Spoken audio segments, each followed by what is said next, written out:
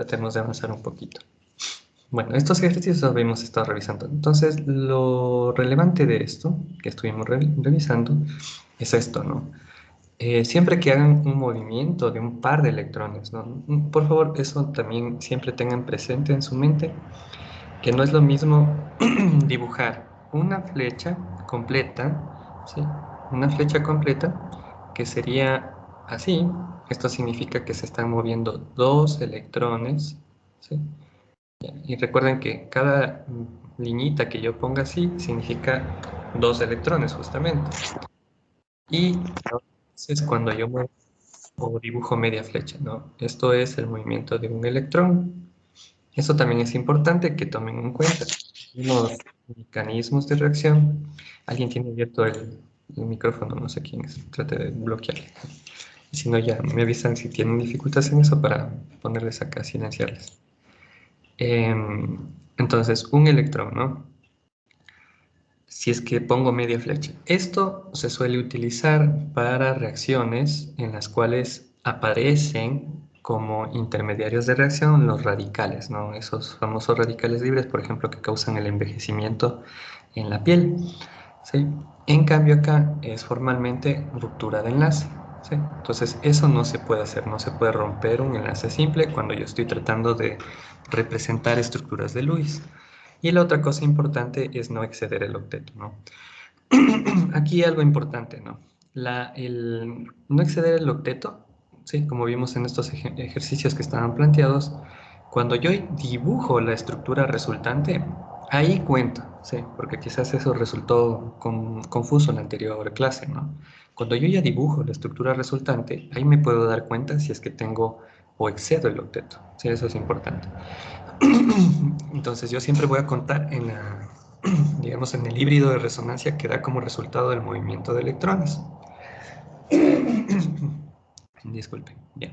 Entonces, con esas dos pautas ustedes se guían para, en el caso de que tengan planteado el movimiento de electrones, pues lógicamente en la estructura resultante van a fijarse si es que exceden el octeto. Miren por acá, por ejemplo, aquí este movimiento de electrones hace que se rompa el enlace, por lo tanto, eso no es válido, ¿no? Por aquí también se rompe el enlace, eso va a dar una estructura resonante resultante, pero estoy rompiendo un enlace y ese movimiento no es válido para representar ¿cómo se llama? Una estructura de resonancia, ¿no? Ya, entonces, esas dos cositas tener presente, ¿ya? En el caso de que no se, digamos, no tenga una flechita, que en general la mayoría de casos son así, ¿no? ¿Qué es lo que se debe tener presente? Que yo siempre debo mover electrones desde donde tengo electrones hacia donde no tengo electrones, ¿ya? Entonces aquí tengo electrones, por ejemplo, acá tengo exceso de electrones, acá tengo electrones, acá tengo electrones, siempre muevo desde donde tengo electrones hacia donde no tengo electrones, ¿sí? Hacia donde observo carga positiva, ¿ya? Y en la estructura resonante resultante es donde voy a analizar si es que rompo enlace o excedo el octeto, ¿ok? Ahora, todas las representaciones de estructuras resonantes tienen que ser estructuras válidas, ¿sí? De Lewis.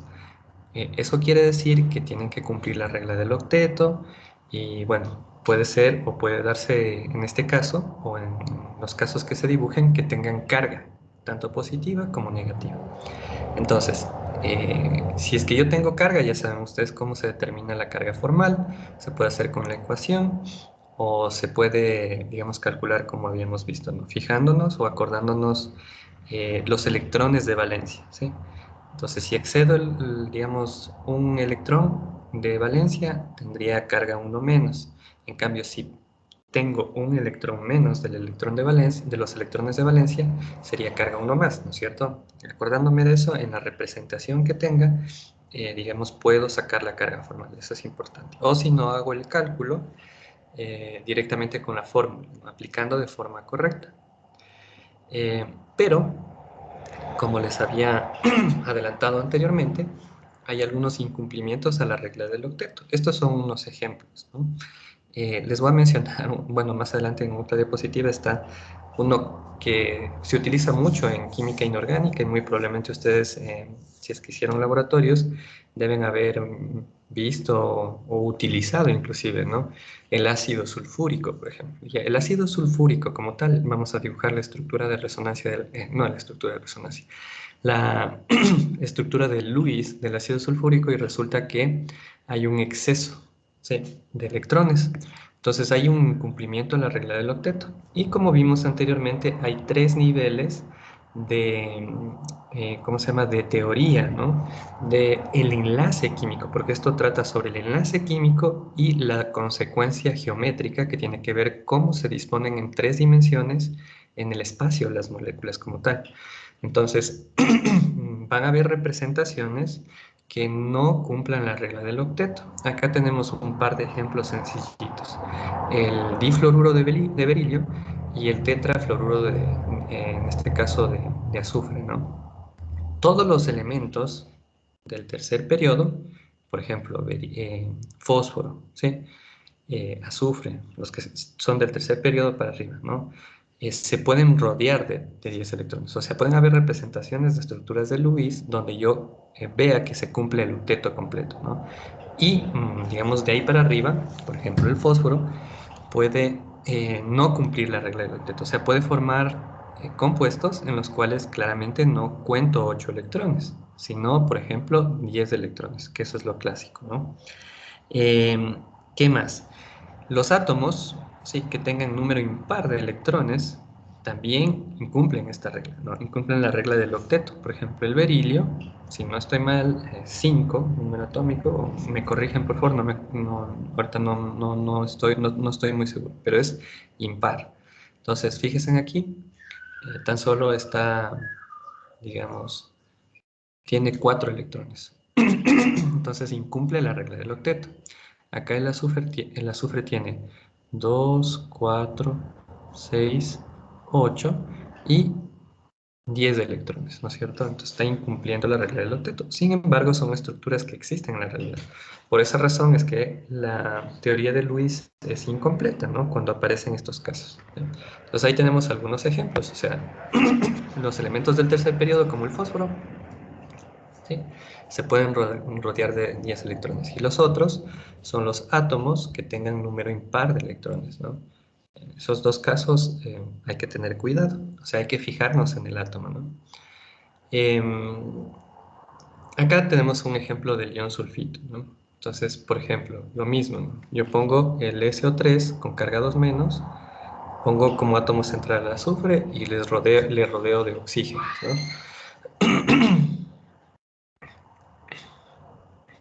Y bueno, ¿qué es lo que se observa aquí, no?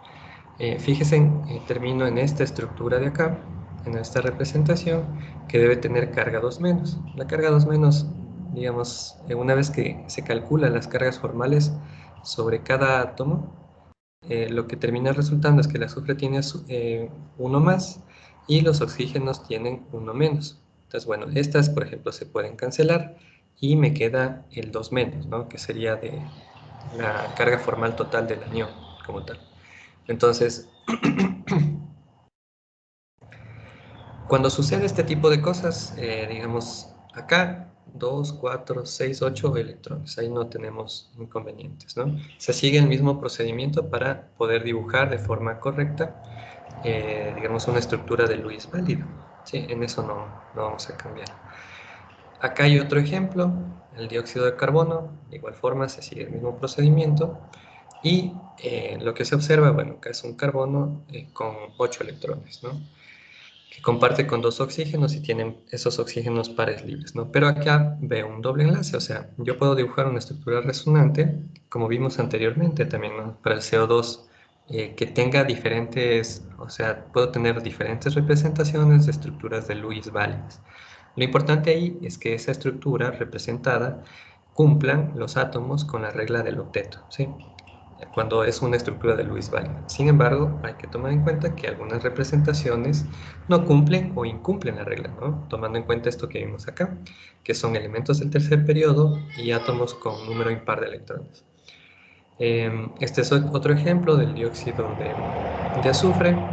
Y acá existe una deslocalización de los electrones para formar estructuras equivalentes, ¿no? Que vimos anteriormente las estructuras de resonancia. Y algo habíamos adelantado, que estas estructuras de resonancia solamente existen en el papel. Yo también les había explicado, les había mencionado que existe una, ¿cómo se llama? Una metodología experimental, ¿no es cierto?, para poder determinar las estructuras resonantes. Les voy a mostrar un ejemplo propio, ¿no?, de una publicación.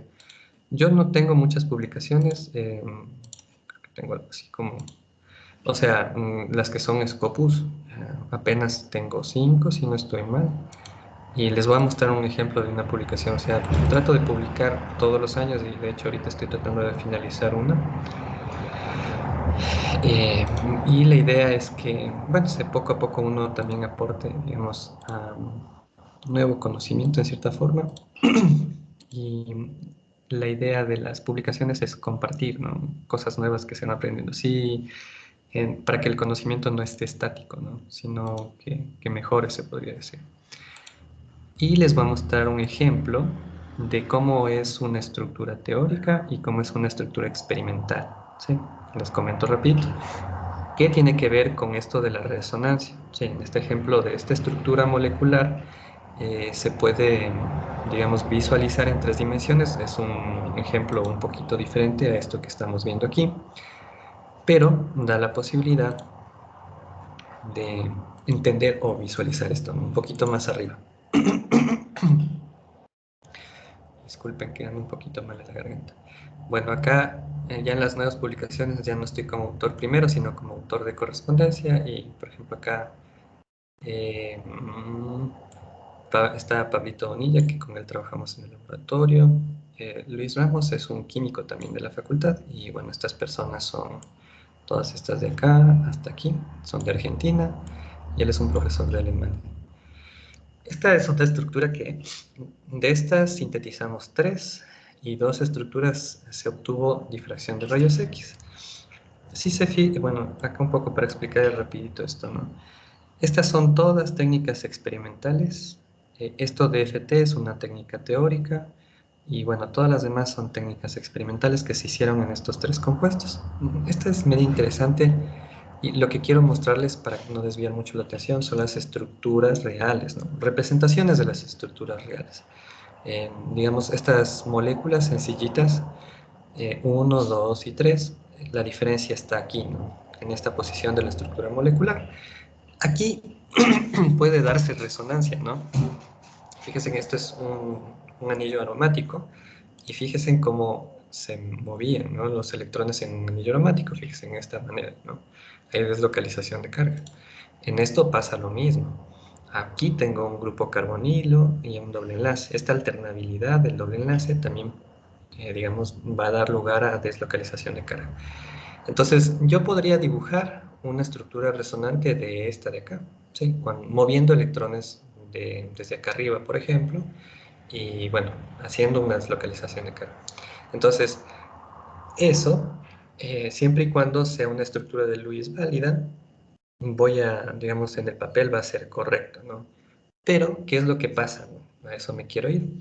Existe una técnica experimental que se llama difracción de rayos X en monocristal, porque también hay difracción de rayos X en polvo. En polvo quiere decir que yo tengo un sólido que es policristalino, o sea que tengo cristalitos, pero no todos son del mismo tipo, ¿sí?, de estructura cristalina. Mientras que en esa otra técnica de monocristal, siempre uno tiene que, digamos, obtener de la estructura química un sólido cristalino que sea único. Y a ese sólido cristalino único se le hace un experimento que es difracción de rayos X. Esencialmente se agarra el cristalito, se lo monta en un equipo y se le hace incidir radiación de rayos X. Como resultado de eso, obtengo un patrón de difracción, o sea, es un patrón de puntos, ¿no? Y de ese patrón de puntos se puede inferir qué es o cómo están ubicados los átomos dentro del cristal, porque dentro del cristal yo voy a tener un ordenamiento periódico de los átomos. Ahí les voy a mostrar cómo se visualiza eso con representaciones, porque no dejan de ser representaciones. Cómo se visualiza eso en 3 dimensiones, ¿no? Les voy a mostrar rápidamente eso. Entonces, miren, solo de 2 estructuras se obtuvo acá la estructura cristalina, de la estructura 1 y de la estructura 2, que son 2 cambios sencillos, ¿no? Acá tengo CF2 hidrógenos, cloro 2 hidrógeno. Esto es un diagrama de la estructura real, ¿sí? Que se obtiene por ese experimento. Entonces, cuando yo mido la distancia carbono 6, carbono 7, carbono 6, carbono 7, o carbono 5, oxígeno 2, resulta que no corresponde ni a un doble enlace, porque fíjense acá, tengo doble enlace y acá doble enlace, ¿no? Esta nomenclatura 6, 7 la puso el cristalógrafo, no la quiso cambiar, entonces hay que hacer una aclaración acá, que esa es una numeración de cristalógrafo, ¿no? Que es diferente a la UPAC, a la ideal que se debería poner. Pero bueno, o sea, de esta partecita de la estructura molecular y de acá. Entonces, ¿qué es lo que sucede? Yo obtengo un valor numérico de la distancia de enlace que corresponde al promedio que está o entre el promedio de un enlace simple y un enlace doble, ¿no?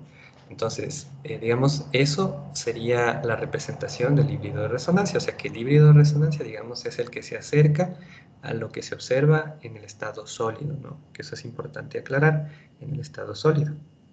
Ya, y bueno, esto de acá se hace una serie de estudios. Esto es lo que quería mostrarles. Fíjense, esto más o menos da una visualización en 3 dimensiones de cómo se ubican estas moléculas en el empaquetamiento cristalino y qué tipo de interacciones intermoleculares se pueden dar. No voy a entrar en detalles, solamente me interesa que ustedes visualicen eso nada más, ¿ya? Y el experimento que se puede llevar a cabo para poder visualizar eso, ¿no? Porque tiene que ver con el asunto de resonancia, ¿ya? Entonces, avancemos un poquito más. Entonces recuerden que estos son representaciones, ¿no? Sirven para explicar mecanismos de reacción y es importante que ustedes vayan desarrollando un poco de habilidad en representar de forma correcta y razonar que está bien y que está mal, ¿no? Porque uno puede dibujar un montón de cosas, pero no tienen que dejar de incumplir esas 2 reglas de arriba. Ahora, una representación que, digamos, es una representación cercana a la realidad, pero donde existe violación de la regla del octeto. Ustedes conocen el ácido sulfúrico, ¿no es cierto? H2SO4. Cuando yo le quito estos 2 protones, esto queda como SO4 menos, ¿no? Eso está representado aquí. Fíjense. Y cuando empiezo a construir una estructura de Lewis válida, en este caso, ¿no? Si es que es el ion sulfato, voy a tener todas estas posibilidades de representación de estructuras de Lewis. Fíjense que esta puede interconvertirse en esta en esta, pero así también pueden interconvertirse las estructuras. ¿Ya? ¿Y qué es lo que pasa? Bueno, en este caso vamos a tratar de abrir ¿no? Si es que yo tengo H, oxígeno, azufre, oxígeno, oxígeno, por acá, por ejemplo, un hidrógeno y por acá un oxígeno, ¿no? Esa es una forma de representar una estructura del ácido sulfúrico. Entonces, ¿qué es lo que voy a tener que representar? Un doble enlace aquí, un doble enlace acá. Y ahí tengo 2, 4, 6, 8 y 10 acá, ¿no? Sí, 2, 4, 8, tendría 9, 10, 11, 12. Miren, acá tengo en total, ¿cómo se llama? 2 electrones, ¿no? Dentro de esta representación.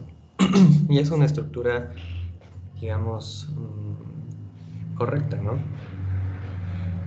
Acá tendría electrones, electrones, electrones, y se puede hacer el cálculo de ¿cómo se llama? Se puede hacer el cálculo de la carga formal, ¿no? A ver cómo queda la carga formal. Entonces, fíjense, en esto de acá sería para el ion sulfato y esto de acá sería para la molécula neutra, ¿sí?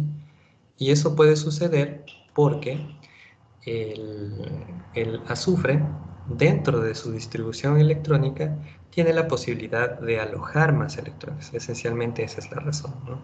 Y termina siendo una representación real, o bueno, que se acerca un poco a la realidad. Entonces eso, o ahí se observa claramente una violación a la regla del octeto, ¿sí? Debido a que como vimos anteriormente, ¿no?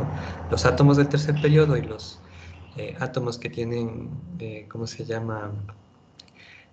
Número impar, pueden ocurrir estas violaciones a la regla del octeto, ¿no?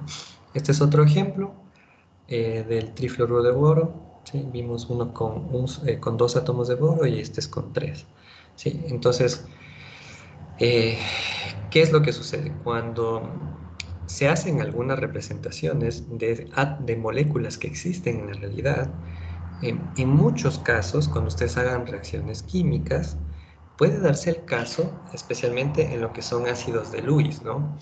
Vamos a poner un ejemplo, ¿ya? El Al, que tiene que ver con esto de acá, ¿no? ¿Ya? Hidrógeno, hidrógeno, ¿ya? AlCl3, ¿ya? Entonces este de acá. ¿Ya? Entonces, a esto se le considera un ácido de Lewis, por ejemplo. Sí, un ácido de Lewis. ¿Por qué razón? Dentro de la definición de la teoría de Lewis, ¿no? Se habla del movimiento de los electrones. Formalmente, no sé, ustedes se pueden llegar a confundir y decir, esto tiene un protón acídico. Y digamos, según la descripción de este nivel de teoría, para ácidos y bases, existen 3, ¿no? Un poco para recordar. Entonces, una es la de Arrhenius, ¿sí? Esa es la más arcaica. Dentro de esta, luego se dieron cuenta que podían, digamos, describir las cosas de una manera un poco más amplia, que es la teoría de Bronsted y Lowry, ¿sí? Que englobó a la de Arrhenius. Y luego de eso dijeron, no, podemos esto describirlo de una manera más amplia, fijándonos en los electrones. Entonces, ¿qué es la teoría de Lewis? ¿Ya? En este nivel de teoría ácido-base es donde cae esta explicación, ¿no? Entonces, ustedes mal podrían decir, este hidrógeno es un hidrógeno acídico, ¿sí? Entonces, desde el punto de vista de Lewis, ¿sí? En el cual se describe a los ácidos y a las bases como electrones, ¿sí? Que se mueven, ¿sí? Que se mueven de un lugar a otro, ¿no es cierto? Este compuesto se considera un ácido de Lewis. ¿Por qué razón? Porque los ácidos de Lewis tienen la capacidad de aceptar un par de electrones. Entonces, en algunas representaciones, al igual que en esta estructura molecular, ustedes van a ver que los electrones se mueven hacia este lugar, en los libros, ¿no? Eso es importante porque a veces en los libros eso no les explican, o creo que la explicación suele ser insuficiente para entender qué es lo que está siendo representado.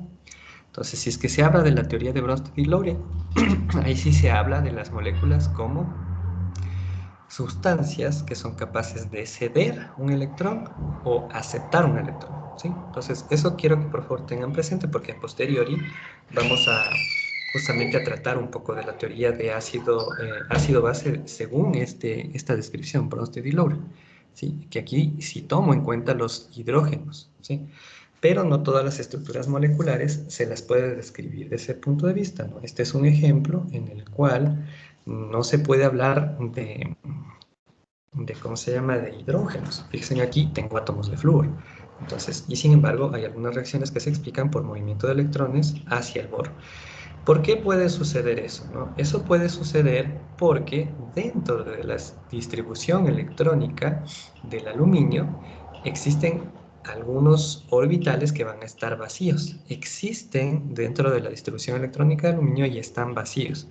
Entonces, esos orbitales vacíos pueden ser llenados por electrones. Esencialmente por esa razón es que se hacen este tipo de representaciones y ustedes van a encontrar eso en los libros, ¿no?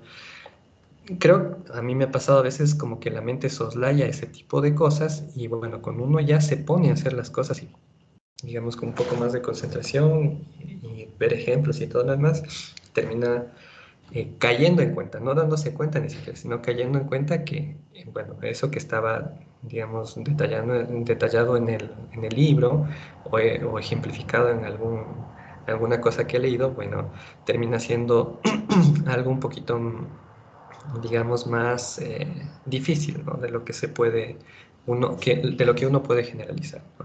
Lo que no tienen que olvidarse es que son diferentes niveles de teoría. Entonces, en algunos casos yo les voy a decir esto según la descripción de Lewis o esto según la descripción de Bronsted y Lowry. Entonces, ahí sí formalmente, como en la química inorgánica, el hidrógeno que se pueda ceder sí va a ser el que va a actuar, ¿ya?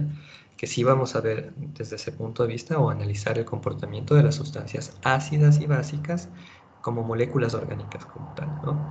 Entonces, de lo que explicamos, bueno, y de lo que vimos anteriormente, este es un ejemplo, digamos, bastante sencillo de todas las posibles formas de representación de estructuras de Lewis válidas, ¿no? En las moléculas orgánicas.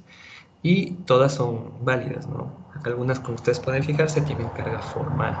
Entonces, esto en las moléculas orgánicas les puede llegar a aparecer y, digamos, puede llegar a darse, ¿no? Y en ese sentido, sirven para poder describir reacciones que se pueden dar dentro de la química orgánica, ¿ya? Entonces, un breve vistazo, un breve pantallazo de todas las representaciones de estructuras de Lewis válidas, ¿ya? Ahora, de lo que vimos anteriormente, mencionamos que cuando yo hago una representación, por ejemplo, de este tipo, y uno átomos alrededor, voy a tener, digamos, no en el plano, ¿no? Y por esa razón les había pedido de favor que dibujen, perdón, instalen este programa Avogadro. Y bueno, ya posterior y también voy a ver si les paso este otro programa que se llama Gauss-View, ¿no? Para que ustedes puedan dibujar. Ya, en el Gauss-View la ventaja es que tienen es que a ustedes les aparece una tablita periódica y les da, una vez que uno pica un átomo en particular o elige un átomo en particular para hacer un dibujo, les va a permitir, digamos, elegir de ese átomo todas las posibilidades de geometrías que se podrían dar. Sí, eso es algo chévere. Pero lo importante de esto, ¿no? También es entender el fundamento, de dónde deviene esta particularidad de cómo ubico a los átomos en tres dimensiones, ¿ya? Que eso se denomina geometría molecular. Entonces, en la parte de geometría molecular van a aparecer parámetros geométricos. ¿Cuáles parámetros geométricos? Distancias de enlace, ángulos de enlace y ángulos diedros en algunos casos, ¿no? Esas tres cositas como parámetros geométricos, digamos, son importantes. Ahora, para poder describir la geometría molecular, existe esta teoría que tiene este nombre medio raro, largo, ¿no? Que se suele simbolizar con las letras R, P, E, C, B, ¿no? Que es la teoría o el método de repulsión de los pares de electrones de la capa de valencia, ¿ya? Esta metodología ayuda a, digamos, ejemplificar o da una explicación a por qué razón los hidrógenos o los átomos que estén alrededor de un átomo central, cómo se ubican en tres dimensiones, ¿no? Y todas las posibilidades de geometrías que se pueden dar. Aquí hay dos actores que se suelen describir para poder explicar la geometría molecular. Un actor va a ser que en algunas representaciones, fíjense acá, yo puedo tener pares de electrones no enlazantes. Estos van a jugar un rol significativo en la geometría molecular, ¿sí? Estos pares de electrones no enlazantes, un poco para hacer, digamos, la diferenciación, ¿no? Son actores o van a influenciar en la geometría molecular. Por ejemplo, acá tengo pares de electrones no enlazantes. Pues resulta que las personas que, digamos, empezaron a describir esto dijeron, bueno, ¿cómo interacciona un par de electrones no enlazante con un par de electrones enlazante? Entonces, de estos que nosotros sabemos dibujar con un palito, ¿no? Ya, esos son enlazantes. Fíjense que acá tenemos estos, este es enlazante, este es enlazante, este es enlazante. Eso es importante tomar en cuenta. Bueno, fíjense que también puedo tener pares de electrones, digamos, no pares de electrones. Un electrón, eso sería un radical, ¿no? Una representación de un radical. Un solo electrón dentro de un orbital molecular. Pero bueno, en esta teoría, digamos que los que se toman en cuenta son los pares de electrones no enlazantes. Entonces, estos pares de electrones no enlazantes van a estar ubicados en un orbital molecular, ¿no es cierto? Mientras que estos de acá pueden alojarse en orbitales moleculares enlazantes, ¿ya? Entonces, la repulsión, la palabra acá es importante, por eso se habla de repulsión. La repulsión entre pares no enlazantes y pares enlazantes va a tener una diferente interacción, ¿sí? Entonces, la interacción de repulsión entre pares de electrones enlazantes va a tener la misma magnitud.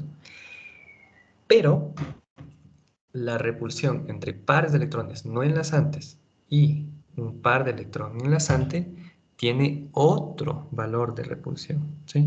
Entonces, dependiendo de eso, dependiendo de, digamos, de la estructura de Lewis que yo tenga, si tiene pares de electrones enlazantes y no enlazantes, voy a tener diferente geometría. O sea, hay una consecuencia en esta interacción de repulsión entre los pares de electrones enlazantes y los pares de electrones no enlazantes, ¿sí? Y esa interacción que existe entre ellos, ¿ya? Entre estas dos digamos, eh, actores, ¿no? De este proceso que trata de explicar la geometría molecular. Entonces, vamos a ver que de acuerdo a ese punto de vista, puedo tener diferentes geometrías, ¿no?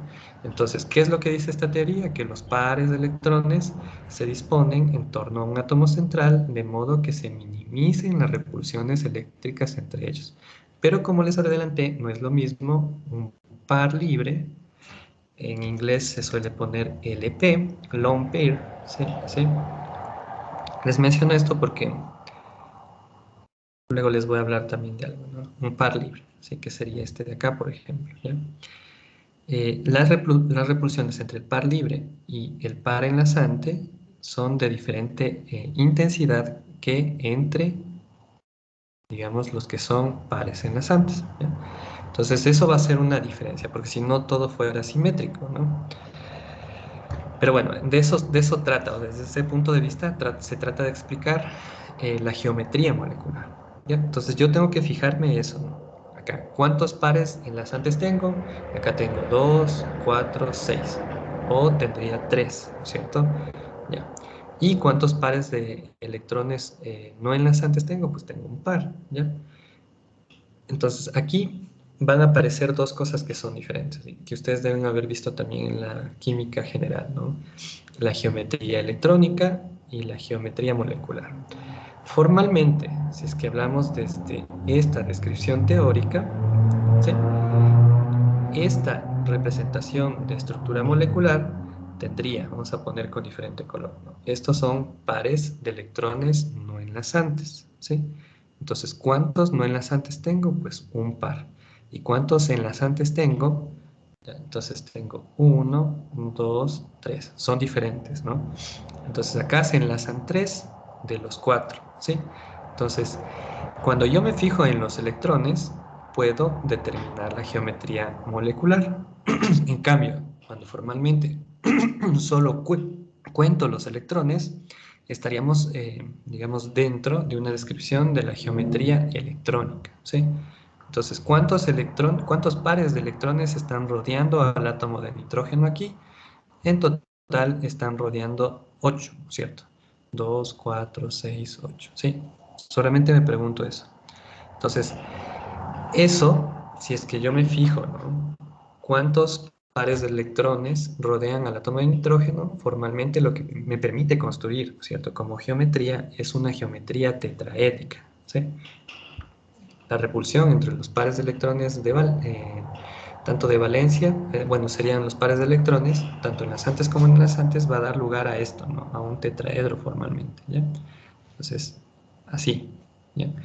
Y bueno, acá puedo formar un tetraedro, esa sería la idea, alrededor de este, digamos, de este centro, ¿no es cierto? Que sería, por ejemplo, aquí este puntito que trataría de representar este átomo de carbono, ¿ya? Entonces, dos cosas diferentes. La geometría electrónica contando cuántos electrones están rodeando un átomo central. Y la otra cosa, diferenciar entre los no enlazantes y los enlazantes, ¿no? Que eso me, digamos, describe la geometría molecular. Ya vamos a explicar esto acá un poquito de forma más amplia para que no se confunda. Entonces, en las representaciones que ustedes pueden tener de cualquier tipo, por ejemplo, esta de acá, me puedo fijar yo. Si tengo dos pares de electrones enlazados, por ejemplo, dos acá y dos acá, ¿no es cierto? O sea, el par se refiere 1, 2, ¿ya? La valencia que se está formando, para no hacerles mucho problema. Entonces yo tendría una molécula con una geometría lineal. Si es que yo tengo 3, 1, 2, 3 valencias, digamos, estaría frente a una molécula triangular plana. Cuando tengo 4 pares, aquí pueden darse 3 casos, ¿sí? Puede ser que formalmente yo tenga los 4 enlazados, entonces fíjense en el caso del CH4, ¿sí? Ya, ¿qué es lo que sucede? ¿Cómo puedo, según esta teoría, acomodar los átomos en 3 dimensiones? Pues resulta que tendría aquí 1, 2, 3, 4, ¿no? Entonces esto de acá es una molécula tetraédrica. Pero estoy tomando en 4 electrones. Puede darse el caso, como en el nitrógeno, yo les había comentado acá tengo un par de electrones no enlazantes, ¿no? Entonces eso va a cambiar un poquito la geometría. Este par de electrones no enlazante comprime un poquito, digamos, el ángulo de enlace nitrógeno-hidrógeno. ¿Sí? Este ángulo de enlace hidrógeno, nitrógeno, nitrógeno, ¿ya? Tomando en cuenta como ángulo. Entonces ya no va a ser como acá, idealmente yo tendría 109.5 grados, ¿sí?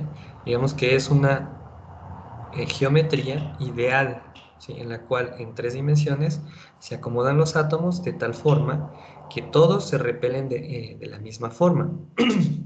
Y en ese caso tengo una geometría ideal tetraédrica y una geometría tanto electrónica como molecular que es la misma, ¿no? En los dos casos es tetraédrica. En esta de acá, la geometría cambia, ¿no? Ya se describe como una geometría piramidal debido a que este par de electrones de acá no están enlazados, ¿no? Ese par libre va a hacer que ¿cómo se llama? El ángulo cambie, ¿no? Se comprime un poquito la geometría tridimensional. Y en el caso del agua, también es una geometría tetraédrica debido a este par de electrones que tengo por acá y por acá, ¿no? Yo tengo 4 en total. Sí, fíjense, 1, 2, 3 y 4, ¿no? Que haría dentro de la descripción de 4 pares de electrones. Y como tengo 2 pares de electrones no enlazantes, por aquí y por acá, esos pares de electrones no enlazantes, fíjense, comprimen más todavía, ¿sí? La estructura molecular en el caso de la molécula de agua. Entonces, acá hay dos cosas que son diferentes, la geometría electrónica y la geometría molecular, ¿ya?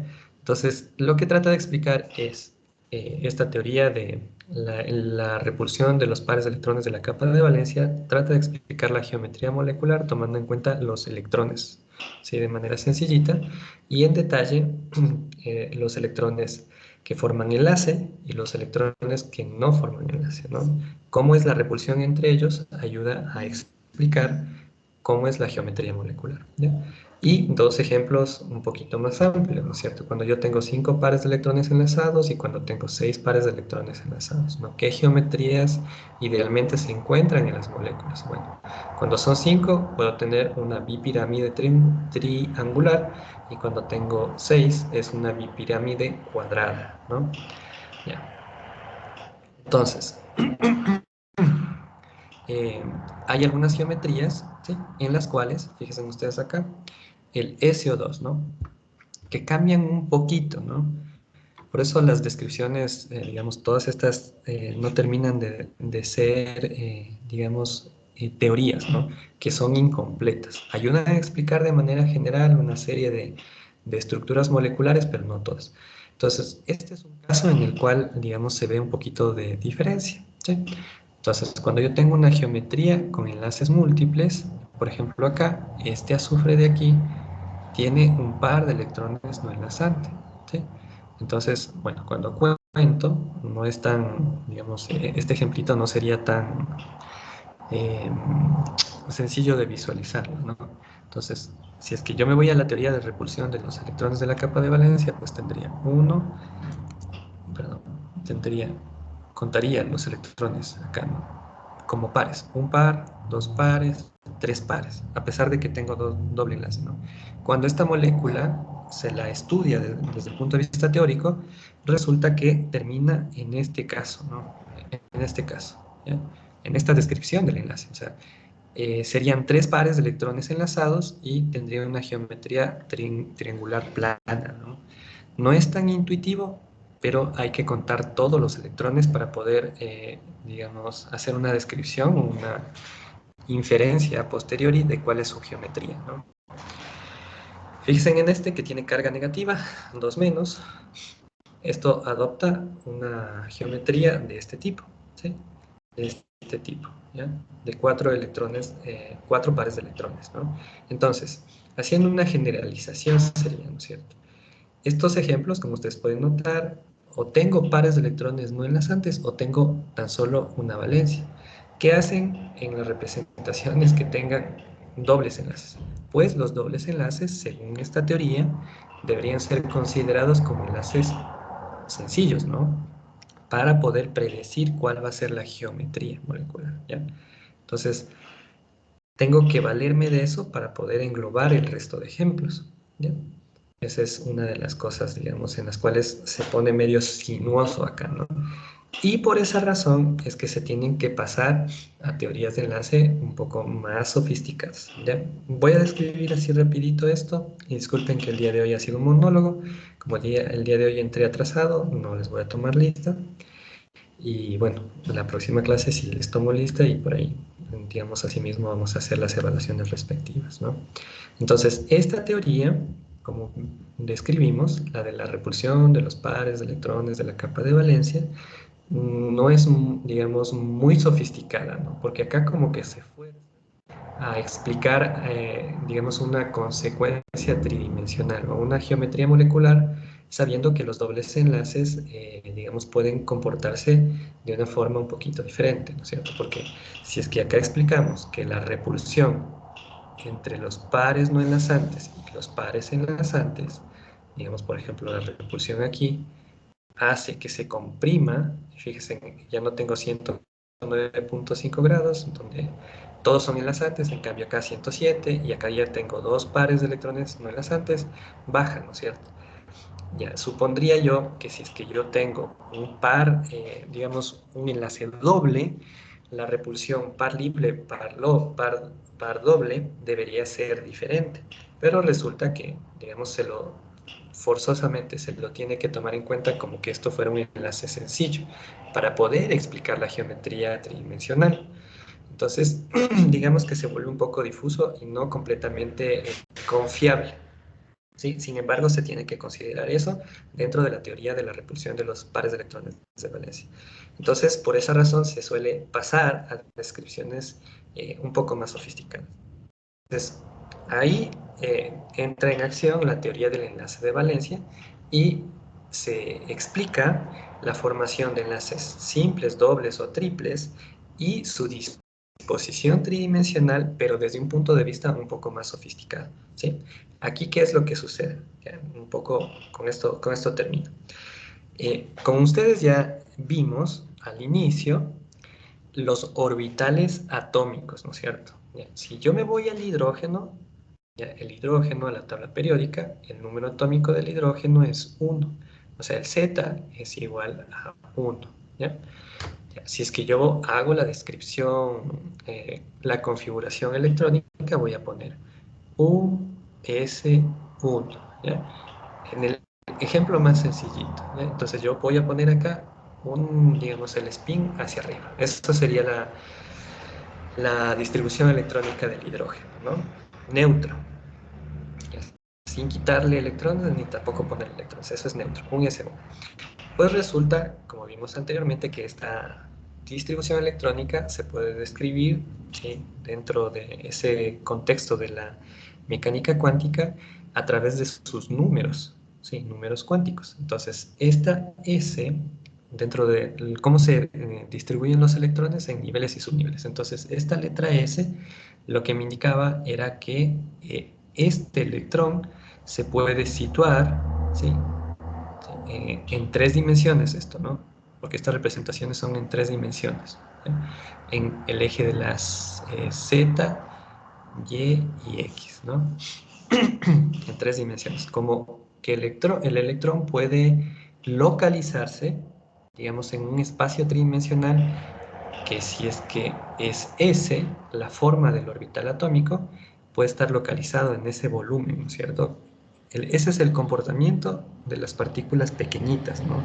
Que no es lo mismo como en el caso de las cosas macro, ¿ya?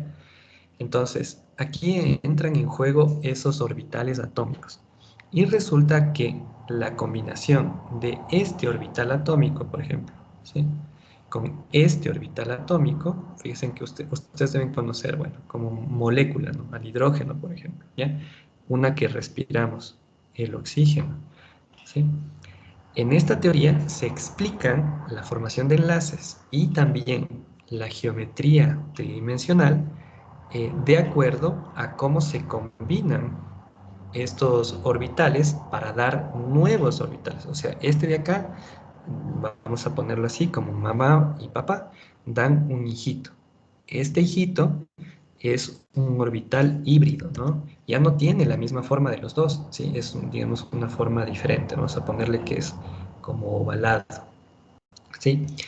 En el cual yo acá tengo un electrón, acá tengo un electrón, ¿sí?, que es este valorcito de acá. Acá yo voy a tener dos electrones, ¿sí?, en este orbital híbrido. Esto es un orbital híbrido, vamos a poner OH, ¿sí? Entonces, de acuerdo a cómo estos orbitales híbridos se ubiquen en tres dimensiones, se explica la geometría. ¿Ya? Hasta ahí nos vamos a quedar, ¿ya? Lo chévere de esto de acá es que cuando ustedes forman orbitales híbridos, ¿sí?, también se da una, digamos, una explicación un poco a la reactividad, ¿no? Porque estos orbitales híbridos puede ser que contengan electrones o puede ser que solamente contengan un electrón, o puede darse el caso de que contengan, no tengan electrones, ¿no? Entonces, eso ayuda a entender por qué razón es que cuando yo tengo dos moléculas diferentes, ¿no es cierto?, una que tenga electrones y otra que por ahí tenga un orbital híbrido que no tenga electrones, puede ser transferido electrones desde el que tiene hacia el que no tiene, ¿sí? Eso también da lugar a una explicación, digamos, bastante buena de la reactividad de las moléculas. Inicialmente tenemos que revisar cómo los orbitales atómicos se combinan para formar orbitales híbridos, ¿no? Entonces, cuando hablamos de que los orbitales atómicos se combinan para formar orbitales híbridos, estaríamos hablando de un enlace covalente, ¿no? Entonces, estos orbitales tienen que combinarse y digamos que la penetración de los dos orbitales no tiene que ser completa. Siempre hay un punto de equilibrio. Ese punto de equilibrio se puede dibujar en una curva de energía potencial en función de la distancia de enlace. Por aquí tengo distancia de enlace y por acá tengo energía. Entonces, ¿qué es lo que se observa? Los orbitales se empiezan a combinar y llega un punto en el cual tengo una distancia de enlace en la cual están en equilibrio, ¿no? Ya vamos eso también a revisar más adelante. O sea, no es que se penetran los dos, digamos, de una manera no controlada, ¿no?, sino que hay un punto en el cual existe solapamiento entre los orbitales atómicos, ¿sí?, que están semi-ocupados, fíjese, en un electrón, y en ese punto o a esa distancia entran en equilibrio. Si es que se penetran demasiado, lo que sucede es que la energía potencial, la energía potencial aumenta demasiado y ya es un sistema que no tiene equilibrio y no voy a formar el orbital híbrido, ¿sí? Y en cambio, si están muy alejados, también la energía potencial no es conveniente. Entonces, hay un punto en el cual, digamos, los orbitales atómicos van a solaparse y van a estar en equilibrio, ¿no? Entonces, esa distancia, sí, se denomina distancia de enlace. Eso también me ayuda a explicar de manera mucho más, digamos, conveniente las distancias de enlace, ¿ya? Con esta introducción, digamos, vamos a la próxima clase vamos a seguir viendo, ¿no? Orbital atómico, combinación, orbital híbrido, ¿ya? Entonces, la próxima clase explicamos esto, ¿no?, de la hibridación de los orbitales moleculares. Y desde este punto de vista, la geometría resultante, ¿ya? Entonces, nos vamos a quedar hasta aquí. Antes de terminar, no sé si tienen alguna duda, alguna pregunta. Si no, rápidamente me dejo. Sí, a ver, hable. No sé quién levantó la manita, disculpe. Ya me fijo.